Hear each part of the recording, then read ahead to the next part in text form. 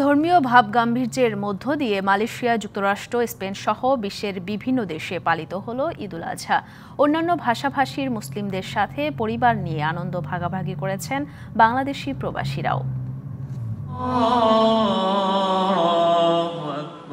মালয়েশিয়ায় জাতীয় মসজিদ নেগারা সহ কুয়ালালামপুরের হাংতোয়া আল বোখারি জামেক মসজিদ সহ বেশ কিছু জায়গায় ঈদের নামাজ আদায় করেন প্রবাসী বাংলাদেশিরা। এছাড়াও জাহুর বারু, পেনাং, পেরাক, পাহাং সহ অন্যান্য প্রদেশেও জামাত অনুষ্ঠিত হয়। ওয়ালটন ফ্রিজ কিনে অনেকের মতো আপনিও হয়ে যেতে পারেন মিলেনিয়াল। সেরা পণ্যের সেরা অফার।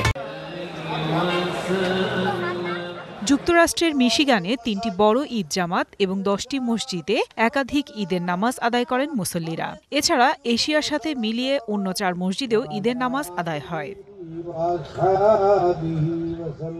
এদিকে নিউ জার্সি অঙ্গরাজ্যের প্যাটারসন সিটিতে অনুষ্ঠিত হয় ঈদুল আজহার 5টি জামাত। প্রবাসীরা ঈদের নামাজ আদায় করে সপরিবারে ঈদের শুভেচ্ছা বিনিময় করেন।